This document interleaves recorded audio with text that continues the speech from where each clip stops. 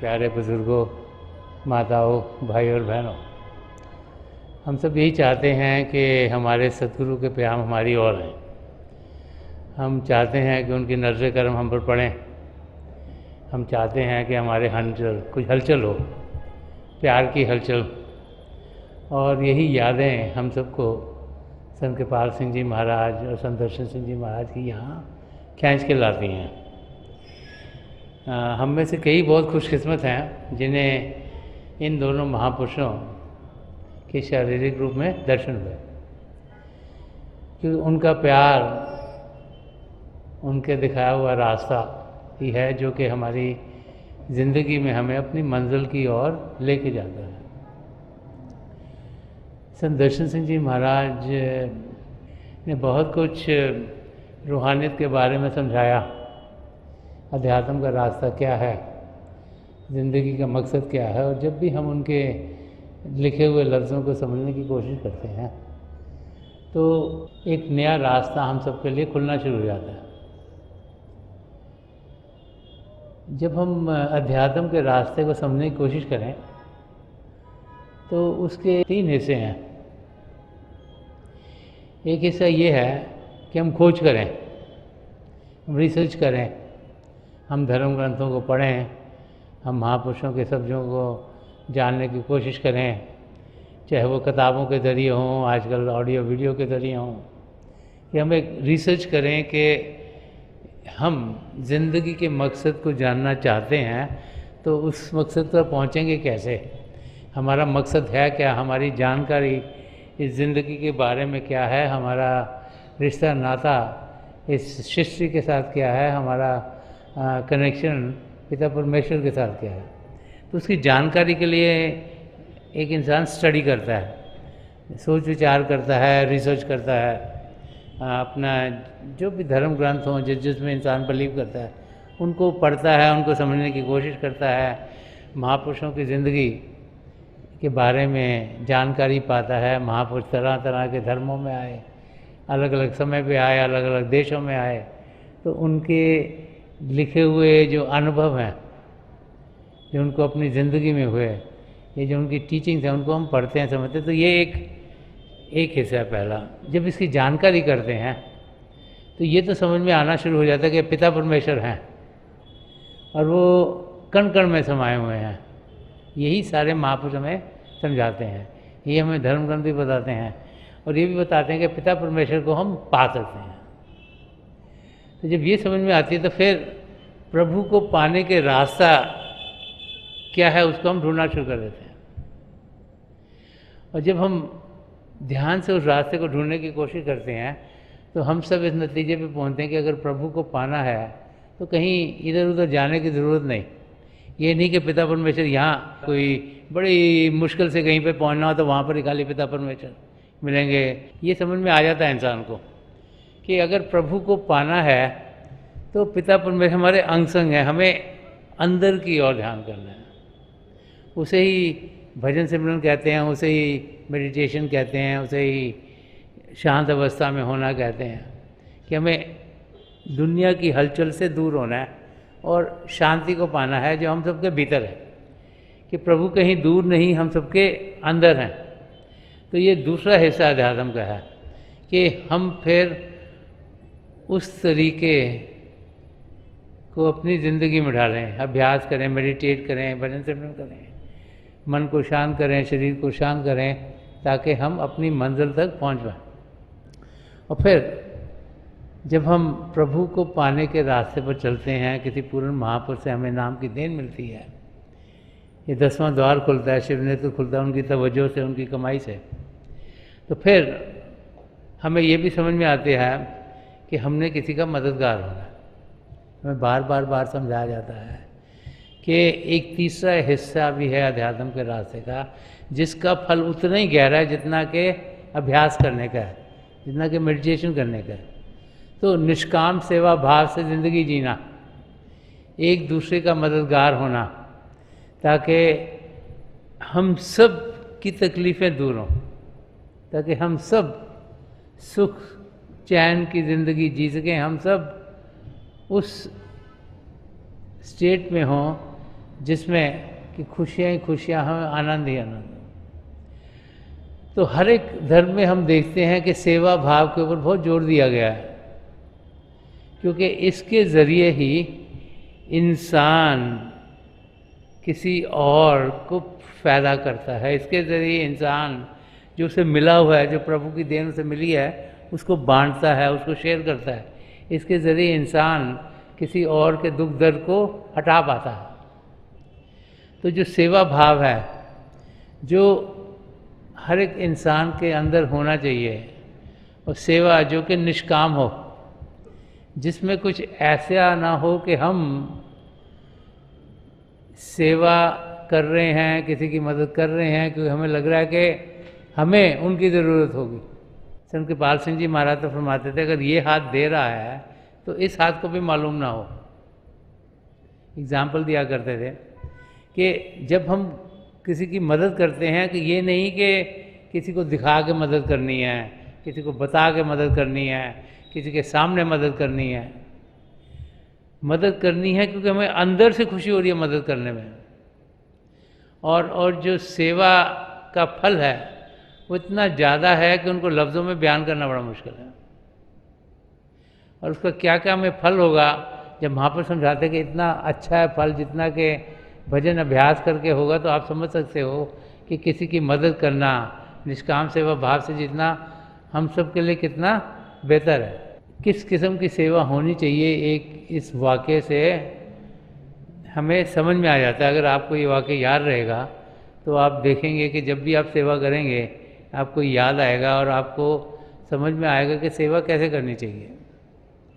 एक गांव था, वहाँ पर एक बहुत अमीर आदमी रहता था, तो बट उसको सब ना कंजूस कहते थे, द माइजर उसका नाम रखा था कि मिस्टर कंजूस, सबसे कंजूस है ये, बहुत अमीर था। उसके बाद कोई भी जाता था मदद के लिए, वो कहता नहीं मैं तुम्हारी मदद नहीं कर सकता, तुम जाके खुद काम करके कमाओ। तो कोई भी उसके पास आता था, किसी की भी मदद नहीं करता था। एक दिन उसके पास एक भिखारी आया, तो बेचारे को खाने पीने को नहीं था कुछ भी, तो कहीं से पता लगा कि इधर बहुत अमीर आदमी रहता है, तो उसके पास पहुंच गया वो। तो जब उसके पास गया तो जो मिस्टर कंजूस साहब, उसने उसे मदद करने से इनकार कर दिया। तो आदमी कहा कि आप मेरे को थोड़ा सा खाने के लिए दे दो। तो उन्होंने कहा नहीं मैं तुम्हारी बिल्कुल मदद नहीं कर सकता। तो वो जो अमीर आदमी था उसने कहा नहीं नहीं मैं तुम्हारी बिल्कुल मदद नहीं कर सकता। तो बेचारा वो चला गया वहाँ से। तो जब जा रहा था तो रास्ते में जा रहा था तो किसी से उसने पूछा कि भाई मुझे कोई मदद कर सकता है यहाँ पर, मुझे बड़ी भूख लगी है खाने की, मेरे को बड़ी दिक्कत हो रही है, कई दिनों से मैंने खाया नहीं। तो किसी ने कहा कि वहाँ पर जाओ, उस तरफ जाओ, वहाँ पर तुम देखोगे एक छोटी सी कुटिया में कोई गरीब इंसान रहता है, मगर जो भी उसके पास जाता है वो ज़रूर उसकी मदद करता है। तो वो भिखारी ढूंढता ढूंढता उस गरीब इंसान के घर पहुंच गया और उससे जब मिला तो उसे कहा कि ऐसे ऐसे मुझे तो कई दिन हो गए खाना खाए, तो आप मुझे कुछ खिला सकते हो। तो जब वो अंदर उसके घर में देखा, उसने देखा इसके कहा तो कुछ है ही नहीं, सब कुछ टूटा हुआ और बुरी हालत। लेकिन उस इंसान ने कहा ठीक है मैं खाना खा रहा हूँ तो मेरे साथ खा लो, जो मैं खा रहा हूँ तो भी खा ले। तो खाना खिलाया और वो भिखारी खुश खुश खाना खा के चला गया। जितने भी लोग थे उस गांव में सबको पता था कि ये जो बहुत अमीर आदमी किसी की मदद नहीं करता, ये जो बहुत गरीब आदमी है ये सबकी मदद करता है, चाहे उसके पास कुछ हो चाहे ना हो, जो भी हो वो कुछ ना कुछ शेयर कर देता है अपना, जब कुछ भी उसके पास है। ऐसे समय गुजरता गया और कुछ समय के बाद जो अमीर आदमी था उसकी मौत हो गई। अब जो उसकी मौत हो गई तो वो ये कहानी ऐसी जगह की है जहाँ पे लोग जब उनकी मौत उनको दफनाया करते थे, तो उसकी मौत के समय में कोई भी आया नहीं, क्योंकि किसी के साथ उसकी बनी नहीं हुई थी, कोई उसको लाइक नहीं करता था, तो कोई भी नहीं गया। बड़ी मुश्किल से जो गांव के करता धर्ता उन्होंने कर करके उसका जो भी अंतिम संस्कार किया, और जो उनका कब्रिस्तान था जहाँ पे वो कब्रें डालते थे, वहाँ पे जो सबसे पीछे अलग सी जगह थी वहाँ जाके उसकी उन्होंने कब्र वहाँ पे बना के उसको बरी कर दिया वहाँ पर। ऐसे ही जब एक ऐसा महीना और गुजरा तो जो गांव के लोग थे उन्होंने बात करनी शुरू कर दी कि जो वो गरीब आदमी है उसके पास कोई जा रहा है, तो कोई गया उसके पास तो उन्होंने कहा मेरे पास कुछ नहीं, मैं तुम्हारी मदद नहीं कर सकता। तो कोई और गया, उसने उसको भी मदद करने से इनकार कर दिया, कोई और गया उससे भी मदद करने से इनकार कर दिया। तो जो करता धरता था उन्होंने सोचना शुरू कर दिया कि ये तो सबकी मदद करता था, इसको क्या हो गया। तो उन्होंने सोचा कि एक तो अच्छा आदमी था हमारे पास जो कि सबकी मदद कर देता था, उसने मदद करनी बंद कर दी। तो उन्होंने कमेटी में से कहा अच्छा एक आदमी को भेजो पता करो कि भाई इसके साथ क्या हो रहा है। तो वो आदमी उसके पास गया और उसने उससे पूछा कि भाई तुम तो मदद सबकी करते थे, एकदम से तुम्हें क्या फ़र्क पड़ गया, तुम तेरा काम काज एकदम ख़त्म हो गया, तेरी तो हालत पहले ही ख़राब थी। तो उसने कहा नहीं, बात यह है कि वो जो अमीर आदमी था ना वो बहुत साल पहले मेरे पास बहुत धन लेके आया था, और उसने मुझे कहा था कि ये धन तुम जिसको भी ज़रूरत है उसको बांट दिया करो, जो तुम्हारे पास जो भी आता उसको बांट दिया करो, बट जब तक मेरी मौत नहीं होगी किसी को बताना नहीं कि तुम क्या कर रहे हो। और कहते कि हर महीने वो मुझे आके धन दे जाता था, और वो मुझे जो धन देता था मैं सबको बांट देता था, जो भी मुझे आता था मदद कर देता था। तब जाके वो गांव वालों को समझ में आए कि मदद कौन कर रहा था, कि वो इंसान जिसको सब मिस्टर कंजूस कहते थे कि किसको मदद नहीं कर रहा, वो नहीं चाहता था कि औरों को पता लगे कि वो मदद कर रहा है, लेकिन वो जो भी कमाता था उसका बहुत सा हिस्सा उस गरीब आदमी के पास पहुंचा देता था ताकि वो मदद कर सके। और आप सोच सकते जो मदद कर रहा है उसके सामने नाम किसी और का आ रहा है, इस किस्म की जो सेवा होती है उसको निष्काम कहा जाता है, जिसमें कि इंसान मदद कर रहा है लेकिन ये नहीं चाह रहा कि लोग बोलें हाँ जी मैंने मदद कर दी, इसने मदद कर दी, ये बहुत बड़ा है, ये बहुत अच्छा है, अपनी तारीफ नहीं करवाना चाह रहा था। और हमें ये जानना चाहिए कि हम जो भी करते हैं वो प्रभु की आंखों से दूर नहीं है। हमारा सोच, हमारा बोल, हमारे कार्य सब उनकी नज़रों में है। और बहुत सी बार ये हम सब की ज़िंदगी में होता है कि जब हमें लगता है कि यहाँ पर कुछ करेंगे लोगों को मालूम होगा तो हम करना शुरू कर देते हैं, जब कहीं लगे कि यहाँ कोई फ़र्क नहीं पड़ता तो इंसान कुछ करता नहीं। तो एक वाकई एक सेंट फ्रांसिस ऑफ असीसी हैं, जो कि बहुत बड़े संत हुए हैं क्रिश्चियनिटी में। उनकी ज़िंदगी का वाक़या है, जब तक उनकी समझ सही नहीं हुई थी, वो किसी दुकान पर काम किया करते थे।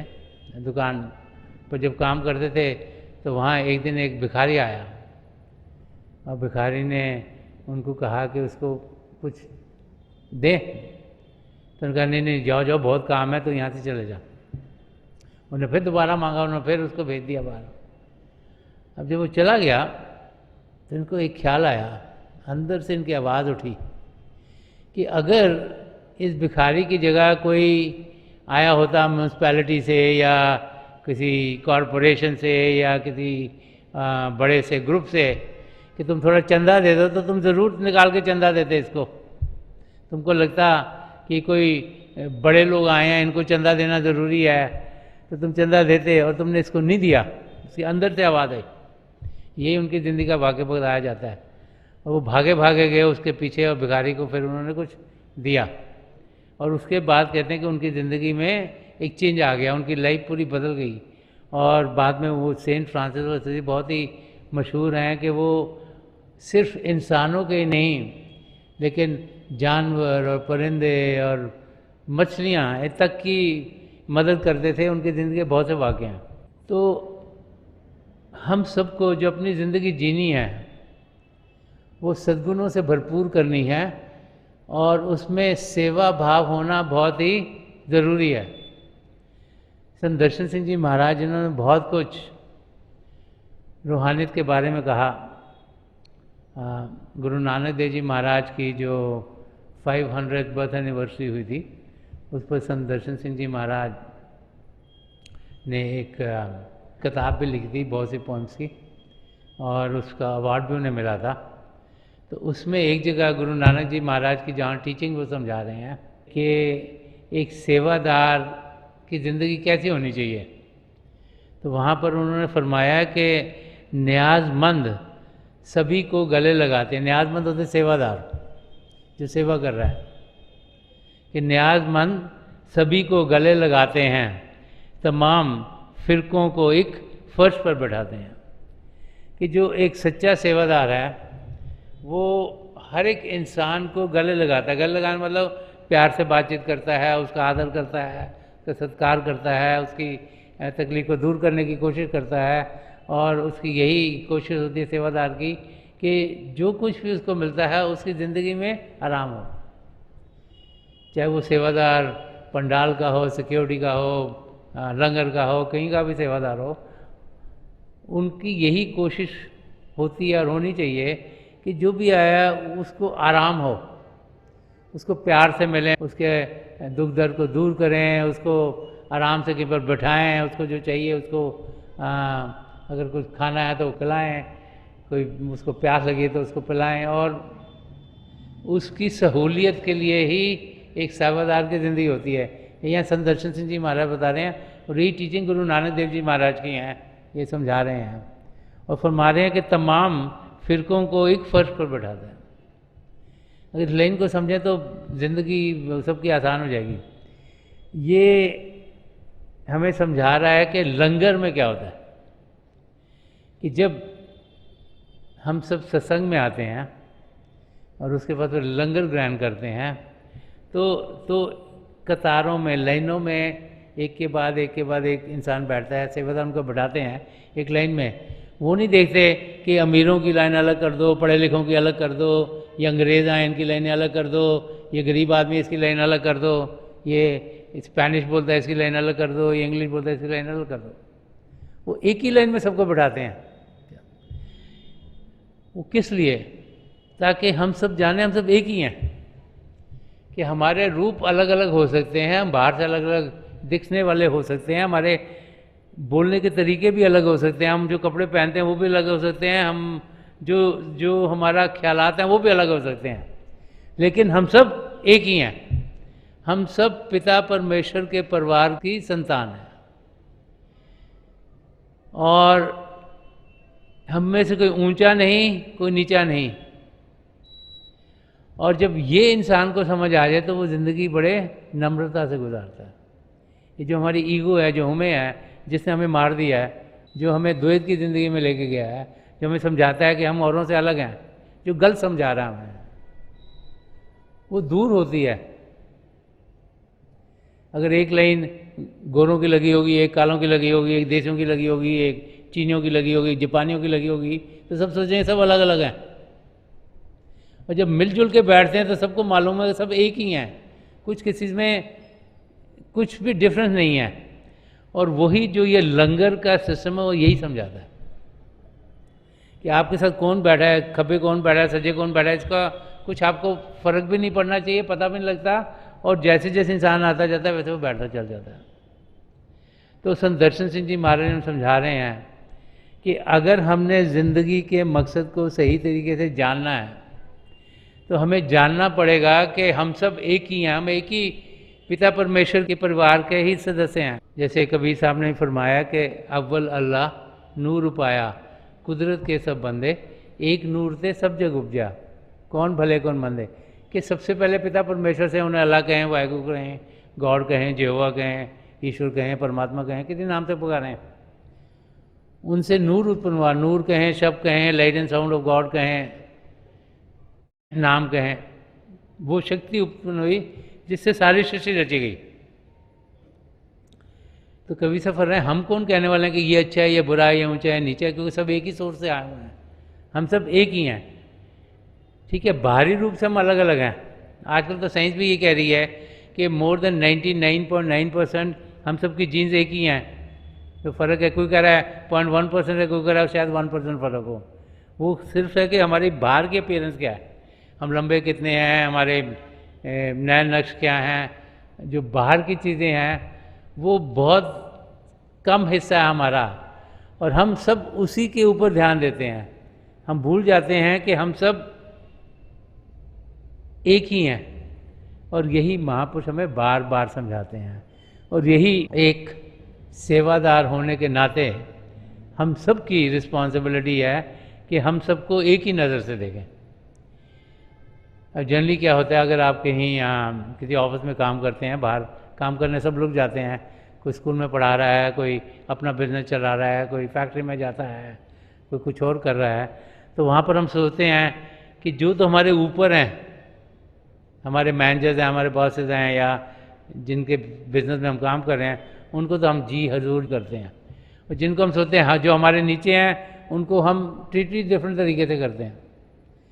तो ऐसी ज़िंदगी नहीं जीनी है, यही महापुरुष समझाते हैं। संत दर्शन सिंह जी महाराज की ज़िंदगी को देखें तो 7-8 हज़ार लोगों से ज़्यादा उनके लिए काम करते थे जब वो रिटायर होने से पहले। तो उनका दरवाज़ा हर एक के लिए खुला था, चाहे कोई बड़ा अफसर हो, तो चाहे कोई गरीब आदमी आ रहा है, या चौकीदार आ रहा है, या कोई और आ रहा है उनके ऑफिस में, और हर एक को वो एक ही नज़र से देखा करते थे। इस किस्म की ज़िंदगी जीने के लिए महापुरुष हमें समझाते हैं, ताकि हम सब जान सकें हम सब एक ही हैं, और प्यार से एक दूसरे से मिलजुल कर, एक दूसरे की मदद कर कर हम अपनी मंजिल की ओर बढ़ना शुरू करें। हम सब की मंजिल भी एक है, हम सब इस धरती पर प्रभु को पाने के लिए आए हुए हैं। हम सब जो कि इस मानव चोले में हैं, जो इंसानी रूप में हैं, हम सब पर प्रभु की बहुत दया मेहर हुई है। उन्होंने दया मेहर की कि हमें 84 लाख जुआ जून में से जो सबसे उत्तम चोला था, जो इंसानी चोला, वो दे दिया, जिसमें सब पदार्थ दिए हुए हैं जिनके ज़रिए हम अपने आप को सही रूप में जान पाते हैं और पिता परमेश्वर से जुड़ पाते हैं। इसका हमने फ़ायदा उठाना है। अगर उठाया नहीं तो ज़िंदगी तो हो सकता है 80 साल की हो, 70 साल की हो, 100 साल की भी हो सकती है, 50 की भी हो सकती है। तो ये ज़िंदगी के आखिर तक हम सब पहुँचेंगे, जबकि इस शरीर को छोड़ना पड़ेगा, क्योंकि असली रूप हमारा ये शरीर नहीं। हम सोचते हैं शरीर, हम शीशे में सर्कल देखते हैं, हम सोचते हैं यही मैं हूँ। असल में ये शरीर एक व्हीकल है, इसको हमने छोड़ना है।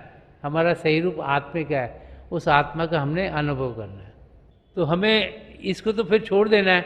होगा क्या, या क्रीमेट किया जाएगा, इसको आग लगा दी जाएगी, या बरी कर दिया जाएगा ज़मीन में, तो हमें जो हमारी आत्मा है उसको सुंदर करना है, उसको पाक करना है, उसको तंदुरुस्त करना है, उसको आराम देना है, ताकि वो आत्मा परमात्मा के साथ जुड़ सके, उसमें प्रभु के लिए प्यार जागृत हो और हमारे कदम अपनी मंजिल की ओर तेज़ी से बढ़ें। तो उसके लिए हम सबको सोचना चाहिए कि हम सब सेवादार हैं। फैमिली में तो इंसान सेवा करता है, सबसे ज़्यादा माँ हमारी सेवा करती है, फैमिली को चला, बच्चों को रेज़ करना, उनको पालना, ये सबसे बड़ा काम है। हमारे पिताजी नेक सेवा करते हैं कि पैसे कमाना, घर का ख्याल करना, बच्चों को डायरेक्शन देना, फिर भाई बहन एक दूसरे की मदद करते हैं, ये सब सेवा ही है और क्या है। तो हर एक एस्पेक्ट में ज़िंदगी में हमारा किसी ना किसी से तो मेल मिलाप रहता है। हम कहीं पे काम भी करते हैं तो अकेले तो कोई कोई अकेला काम करता है, ज़्यादा लोग तो किसी ना किसी के साथ ही काम करते हैं। तो एक दूसरे की मदद करना, वो ज़िंदगी जीनी बड़ी ज़रूरी है। ज़िंदगी में सद्गुण ढालना, जिसमें कि हम प्रेम से जिएँ, नम्रता से जिएँ, सच्चाई से जिएँ, अहिंसा का रास्ता अपनाएं, किसी की ज़िंदगी में तकलीफ़ न लाएं, ऐसी ज़िंदगी होनी बहुत ही ज़रूरी है। और जब भी हम महापुरुषों के बताए हुए रास्ते को समझने की कोशिश करते हैं तो बार बार वो हमें समझाते हैं कि हमें एक सच्चा इंसान बनना है, एक ऐसा इंसान जो अच्छा इंसान हो, जिसके अंदर सद्गुण हो, और फिर वो भजन अभ्यास करके अपनी आत्मा की जानकारी पाए, उसको जाने, उसको पहचाने, उसको उड़ान दे, ताकि वो आत्मा अंदर के मंडलों का अनुभव कर पाए, ताकि उस आत्मा का मिलाप परमात्मा से हो पाए। तो ये सब जबकि हम अपने अंदर सद्गुणों को ढालेंगे, जब निष्काम सेवा भाव से जिएंगे और भजन अभ्यास करेंगे, तब हम अपनी मंजिल को ज़रूर पा लेंगे। तो थोड़ी देर के लिए हम सब अभ्यास के लिए बैठ जाएं। आप जहाँ भी बैठे आराम से बैठिएगा, अपनी आंखें बंद कर लीजिएगा। ये जो आई बॉल्स हैं, आँखों के डेले सीधे सामने होने चाहिए, जैसे 8-10 इंच आपके सामने फोकस हो। आंखें बंद करते ही वो भाई बहन जिन्हें नाम की देन मिली है, आप सिमरन कीजिएगा। जो भाई बहन यहाँ नए हैं, आप पिता परमेश्वर के किसी भी जाति नाम का जाप कीजिएगा। जाप मन ही मन करना, ऊंचा नहीं दोहराना। आपके सामने रोशनी के चिन्ह आपको थोड़ी देर में दिखने शुरू होंगे। ऐसे लगेगा रोशनी आगे जा रही है, रोशनी के चक्र हैं, और जैसे जैसे आपका ध्यान टिकता चल जाएगा, ऐसे लगेगा जैसे रोशनियाँ टिक गई हैं, और उसके आगे भी आपको कई अनुभव हो सकते हैं। आसमान, उसमें सितारे, चंद्रमा, सूर्य, ऐसे अंदर की दुनिया के आपको अनुभव हो सकते हैं। जो कुछ आपको दिखता है उसके बीच में देखिएगा। और जो जो भाई बहन जिनको नाम की देन मिली है, हो सकता है आपको अपने गुरु के नूरी स्वरूप के दर्शन हो। अगर आप वहाँ तक पहुँचे तो उनकी आँखों में देखिएगा, और जो जो अनुभव आपके लिए बेहतर हैं वही आपकी ज़िंदगी में डलते चले जाएंगे। मेरी प्रभु के चरण कमलों में, और जो पिछली सेंचुरी के महापुरुष हुए हैं, हजूर बाबा सावन सिंह जी महाराज, परम संत कृपाल सिंह जी महाराज और दयाल पुरुष संदर्शन सिंह जी महाराज के चरण कमलों में यही प्रार्थना है कि जो जो हम सबके लिए बेहतर हो वही हमारी ज़िंदगी में ढले, हम तेज़ी से अपने कदम अपनी मंजिल की ओर बढ़ाते चले जाएं, और प्रभु की ज्योत के दर्शन हमें खुलकर हों। थोड़ी देर में मैं आपको इस बैठक से उठाऊंगा, और मेरी शुभकामनाएं आप सबके साथ हैं।